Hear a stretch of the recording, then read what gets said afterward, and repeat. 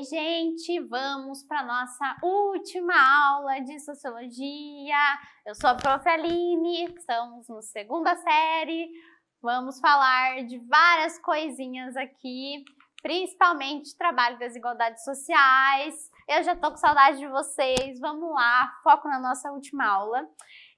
Não esqueçam de fazer o exercício no Classroom, né? O último exercício, fora os professores de vocês, inclusive, mandem recadinhos lá no mural, né, e tudo mais. Então, o último exercício aqui da nossa aula, para ganhar presença e tal. Então, vamos para o nosso conteúdo. Tô enrolando porque eu não quero dizer tchau. Vamos lá. Bora revisar o trimestre? Nos últimos meses, estudamos aqui na Sociologia muitas questões relacionadas ao trabalho e às desigualdades sociais. Esses temas são essenciais na nossa disciplina porque são a base de toda a nossa sociedade. Então vamos relembrá-los? Por que são a base?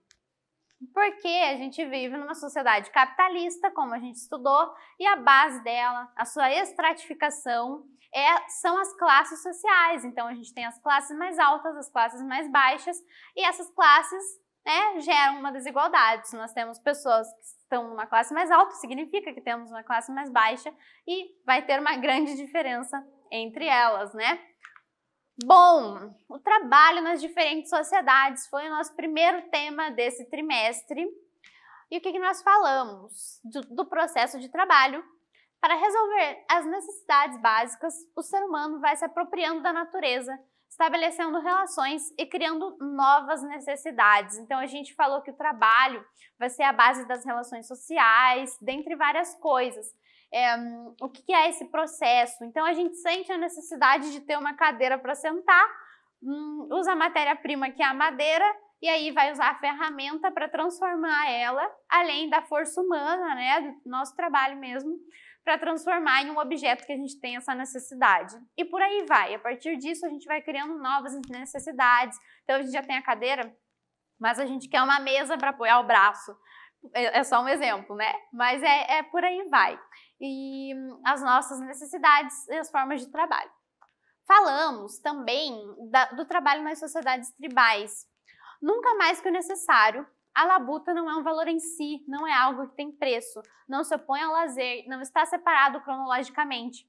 Então, a gente estava falando que o trabalho vai variar de acordo com as sociedades, então não é uma mesma coisa. E um exemplo foram essas sociedades tribais, em que o trabalho não tinha um tempo exato, o trabalho não era uma coisa diferente da vida social. O trabalho estava ali relacionado às festas, relacionado à família, à sua própria casa, aos rituais religiosos. Então, é completamente diferente da nossa concepção moderna de trabalho. E trabalho nas sociedades feudais, mencionamos lá também, a terra era o principal meio de produção e os trabalhadores tinham direito ao seu usufruto e ocupação, mas nunca à propriedade.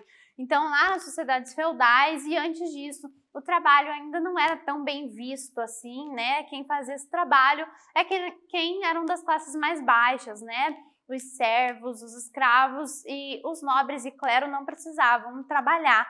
E aí, essa galera que trabalhava não tinha direito à propriedade, eles podiam morar ali naquelas terras, enquanto os nobres deixassem, né, e produzir na agricultura, principalmente, usufruir disso, mas não tinha direito àquilo, né? Umas imagens aqui para a gente lembrar.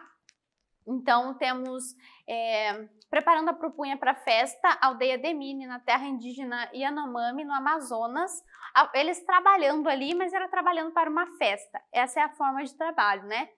E aí, a gente trouxe um exemplo do processo de trabalho complexo na nossa sociedade moderna, um exemplo super básico que era o pão. Então, para fazer um pão, a gente precisava de trigo, para o trigo precisava plantio, colheita, moinhos, comercialização. Também precisava de sal, e o sal, para fazer o sal, a retirada do mar, o processamento, a parte de embalagem. E também precisava da água, que precisava ser captada, tratada e distribuída. Aí tudo isso vai para a panificadora e lá também precisa de outras coisas. Fermento, máquina, forno, energia, os trabalhadores que vão preparar e depois os que vão vender. Então, é uma complexidade para fazer um pãozinho. E aí, a gente falou do trabalho para os clássicos da sociologia. A vida cotidiana é marcada pelas relações de trabalho. E o Marx, lembram dos nossos 3 porquinhos, né? Marx, Weber, Durkheim. Para o Marx, a divisão da sociedade é em classes, então os proprietários ou não dos meios de produção são as classes, né? Os proprietários ou não dos meios de produção, os trabalhadores e os donos das indústrias, isso são as classes que vivem em contradição. E se isso é a base, o trabalho é a base da sociedade, né? E ele vai trazer um conceito importante que é a mais-valia, vai falar sobre a exploração do trabalhador nesse processo todo. Já o Weber, ele vai falar outra coisa, ele pensa mais no âmbito cultural, assim, ele vai trazer a relação entre valores protestantes e a gênese do capitalismo. Então, o livro dele era exatamente isso lá, o espírito do capitalismo e essa relação com o protestantismo, como que a religião estava envolvida nesse processo de como o trabalho se tornou algo positivo. E o Durkheim, ele vai falar da divisão social do trabalho como coesão social. Para o Durkheim, a gente estava sendo positivistas ali, quando a gente dividia esse trabalho, cada um fazendo uma coisa, isso era uma coisa benéfica que trazia coesão social. Então, aí os nossos 3 porquinhos de novo, e aí uma referência ao trabalho lá para o Marx, então as 2 grandes classes e tal. Já vamos de atividade. A divisão do trabalho não serviria apenas para dotar nossas sociedades de um luxo, ela seria uma condição de sua existência. Se tal é realmente a função da divisão do trabalho, ela deve ter um caráter moral. É um texto do Durkheim. Analisando a questão da divisão do trabalho à luz das teorias de Marx, Weber e Durkheim, é correto afirmar que, letra A, para Marx, quanto mais especializado, mais laços de dependência se formam, criando uma teia de solidariedade coletiva. Letra B, Max Weber parte de uma perspectiva diferente e diz que a divisão social do trabalho não é o seu foco, pois não há algo geral e comum a todas as sociedades. Durkheim vê a divisão social entre trabalhadores e empregadores como uma divisão funcional entre a mente capitalista e a ética protestante, em que o trabalho ocupa lugar central. Então vamos ver se vocês lembram.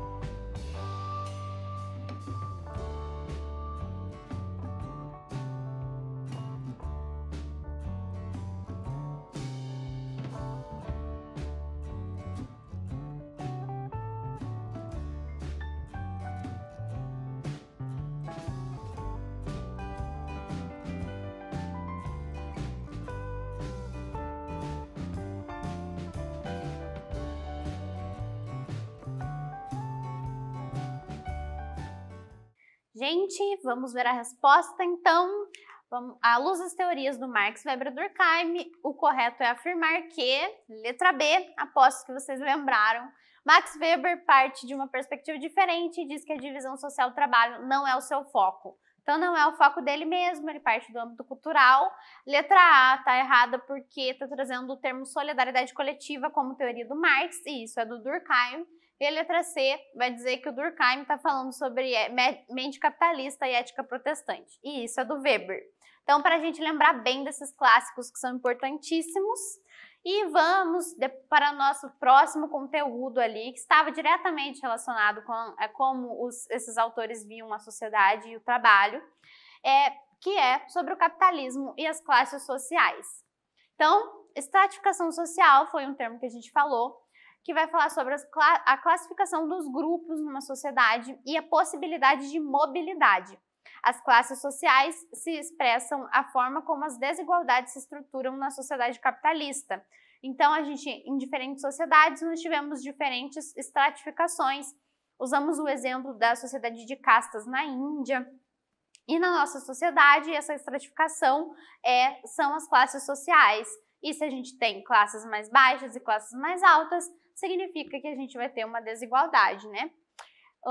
Também podem ser analisadas essas classes através da posição dos grupos no processo de produção, proprietários e trabalhadores, tal como Marx diria, ou quanto à capacidade de consumo, então classe alta, média e baixa, ou A, B, C, D e E, como a gente vê no jornal normalmente, né? O que caracteriza o modo de produção capitalista são as relações assalariadas de produção, então alguém paga um salário para alguém que faz o trabalho. Aí, desigualdades sociais, distribuição desigual de renda é o principal fator ali das desigualdades. O acesso a alguns bens de consumo e serviço também tornam-se desiguais, afastando os grupos desfavorecidos da educação de qualidade e de bens culturais e históricos. Então, não é só a questão de renda ali, isso vai acarretar em outras questões, né? Como a falta de acesso à escola, à cultura. Meritocracia. As chances do filho de um trabalhador não qualificado conseguir se formar e trabalhar como um profissional qualificado é 133 vezes menor que o filho de um trabalhador qualificado seguir os passos de seu pai. Então, por que eu trouxe esse termo? A gente falou disso, que tem gente que diz, desigualdade não existe, é só você se esforçar para conseguir alcançar o que quer. Mas isso é desigual e injusto. E esse é um exemplo aqui. Então, um filho de um trabalhador não qualificado significa que não tem graduação, né? O curso técnico, assim. Então, um filho de um trabalhador que não tem esse grau tem 133 vezes menor a sua chance de conseguir ser um trabalhador qualificado. 133 vezes menor do que o filho de um trabalhador já qualificado. Então, a gente consegue perceber essa desigualdade nesse pequeno exemplo, né?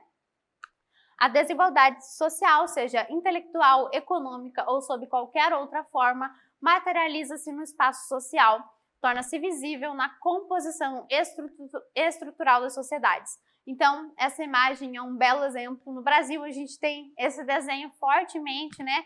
Grandes prédios, edifícios que são riquíssimos, do ladinho de grandes comunidades, favelas, ali, lugares com desproteção social, né? Bom, eu trouxe um ranking da concentração de renda aqui para vocês verem. E o Brasil é o segundo país com maior concentração de renda do mundo inteiro, né? Já veremos um pouquinho mais sobre o que significa nessa atividade.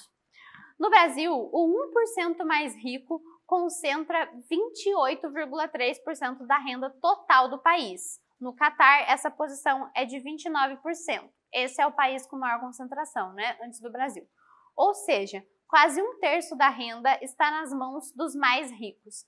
Já os 10% mais ricos no Brasil concentram 41,9% da renda total.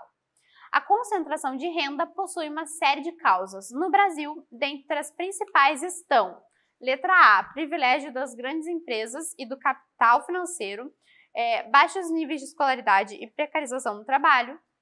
Letra B, déficit produtivo, colonialismo e falta de investimentos estatais. Letra C, baixa circulação de capital, retrasação do produto interno bruto e crise migratória. Ou letra D, desastres naturais, programas de redistribuição de renda e criação de paraísos fiscais.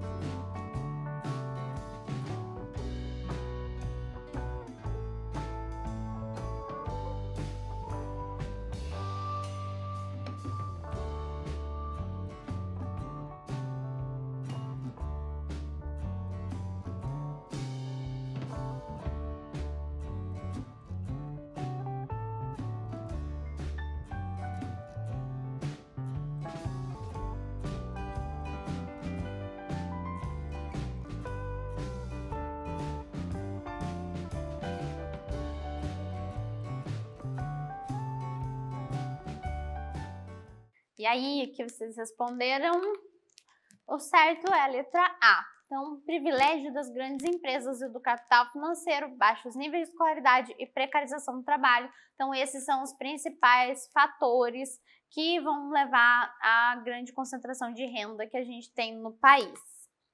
E aí, entrando nisso, vamos falar sobre essas desigualdades no Brasil, que acontece por questões históricas desde a chegada dos portugueses. E aí temos condições precárias de saúde, habitação, educação. Em contrapartida, temos uma produção agrícola e industrial e um setor de comércio grande que tem crescido cada vez mais, demonstrando que a sociedade produz riquezas. Então isso é a desigualdade, a não distribuição de renda, né? Porque a gente produz muita coisa aqui, mas ainda assim não todos temos acesso a elas, né? Aí a gente também tem uma desigualdade de gênero e raça, mulheres sem renda menores sofrem violência doméstica, negros, indígenas e seus descendentes tidos como mão de obra subalterna, processo de privação material e dominação ideológica. Então, mesmo tendo superado a escravidão, o Brasil continuou com seus preconceitos e não contratando negros, indígenas para o mercado de trabalho, e questões que a gente está superando aos poucos, mas que ainda mostram essa grande desigualdade, né? Aí nós temos o desemprego, as novas formas de exclusão social, a gente falou um pouquinho. Então, mesmo trabalhadores qualificados hoje ficam sem emprego, a gente tem esse processo de uberização. Então, tem muita gente formado, pós-graduado, que acabou indo trabalhar com essas questões de aplicativos e tudo mais, porque não tem mais aqueles trabalhos garantidos, né, como antes. Aí, nós tivemos um retrocesso no combate à pobreza no nosso país. Entre 2014 e 2017, o número de pessoas na pobreza aumentou em 7,3 milhões para 43,5 milhões de pessoas. Então é muita coisa, né? 21% da população brasileira. As desigualdades no Brasil não foram solucionadas e esse processo está distante de uma solução. E aí a gente falou do mundo do trabalho, então, característico de todas essas questões da sociedade. Falamos do capitalismo, a superprodução como redução, com redução do poder aquisitivo, que vai gerar crise e problema fiscal. Falamos disso lá na aula ao vivo, né? Então, o capitalismo a gente já vinha falando, então o sistema que vai visar cada vez mais lucro vai buscar formas de conseguir isso, muitas vezes baixando o salário, os salários dos trabalhadores, e aí esses trabalhadores com menos salário vão consumir menos. Consumindo menos, o que vai acontecer? A crise, porque tem a superprodução, então as empresas continuaram por muito tempo estocando, produzindo e não tinha para quem vender, isso gerou algumas crises, e não só isso, né? E falamos um pouquinho de várias questões econômicas nesse sentido. E quando as crises aconteceram, algumas soluções surgiram, e o que a gente focou nas nossas aulas, além do neoliberalismo, foi a questão do toyotismo. Então, Fordismo versus toyotismo. O Fordismo era a forma de produzir que veio antes do toyotismo, lembrando, né? Então, a gente tinha as linhas de montagem, a gente tinha a questão do estoque, e o toyotismo vai querer mudar umas coisas. Agora nós temos produção e acumulação de capital flexível, redução de custos e aumento de lucro. Não há grandes estoques, temos informatização, meios de comunicação e transporte, just in time, lembram desse terminho? Então a produção na hora certa, a peça chega só no momento que a gente vai usar, a gente não tem mais grandes estoques, né? Controle de qualidade, pagamento de salário de forma pessoal, múltiplas tarefas realizadas pelo trabalhador e competitividade. Então, várias transformações aí. E o neoliberalismo veio junto com isso, a partir dos anos 70, que previa uma maior liberdade de comércio entre as nações, redução do aparato do Estado e da sua intervenção na atividade econômica, política orientada para a privatização de empresas estatais, reformas para a desregulação da economia, eliminar os obstáculos à livre concorrência, construção de um mundo paradisíaco para aqueles que vivem das rendas do capital. Então era tudo muito bonito, mas só para quem tinha um grande capital, né? Algumas charges que a gente trouxe, né? Basta a intervenção do Estado na economia, mas basta a intervenção do Estado na economia. Então só ali, né? Sou a favor do Estado mínimo. O Estado tem que cuidar apenas da educação, saúde e segurança e dar dinheiro para as empresas falidas, no mínimo. Aí a gente falou da globalização também, que estava atrelada a isso, com interligação comercial e cultural, a partir dos anos 1980, né? Falamos aí na última aula, vamos ter grandes trocas comerciais e financeiras. Aí, dois grandes pensamentos, o pensamento único que via como benéfico e algumas consequências que não eram tão benéficas assim. Tivemos redução dos níveis de emprego, aumento da pobreza e redução dos direitos fundamentais. Vamos de um último quiz. Aponte a afirmativa correta a respeito da globalização. Letra A. A globalização é um processo ideal para garantir o acesso a bens e serviços para toda a população. Ou letra B. A globalização é um fenômeno econômico e ao mesmo tempo cultural.